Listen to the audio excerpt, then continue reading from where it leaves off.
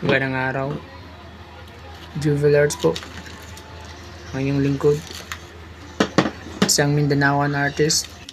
Bali ngayon po ay gagawa tayo ng isang sculpture gamit ang bull skull o bungo ng baka. Bali pagkatapos po natin linisan at patuyuin, sa ngayon po ay binubluturds po natin itong may mga part na may contour. At kapag okay na, tsaka naman po natin lilihain gamit yung angle grinder. Sa parting ito naman po ay tinanggal natin yung sungay para mas madali para sa atin na linisin o pakinisin yung buong sungay. Gumamit po tayo ng gas mask para iwas likabok. Dito naman po ay sinusunog natin yung panel board para ito po yung paglalagyan natin pagkatapos nitong sculpture na ginagawa natin. Medyo maingat po tayo sa pagbo-blueturch nitong panel board gamit yung circular motion kasi kunting mali mo lang sira na yung design mo.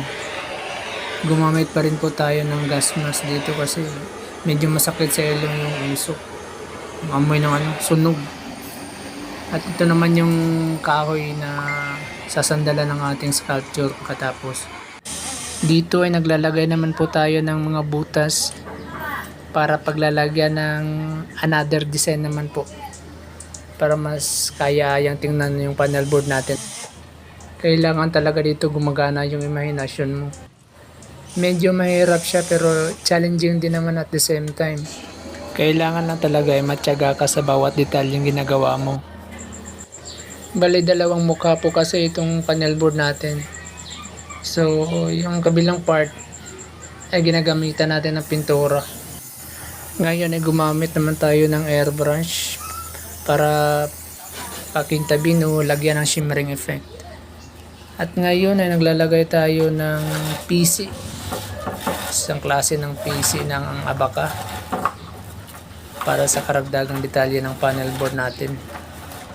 Bali kasi dito sa obrang ito ay hindi lang tayo nakapokus doon sa sculpture.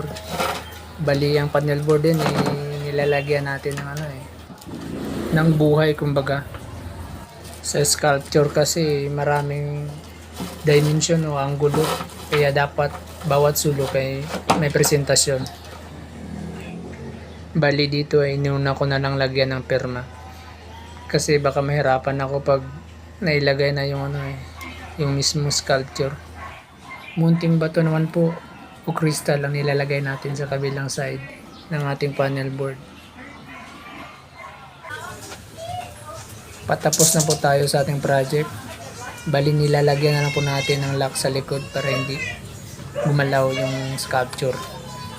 At ayan, here we go. Thank you guys.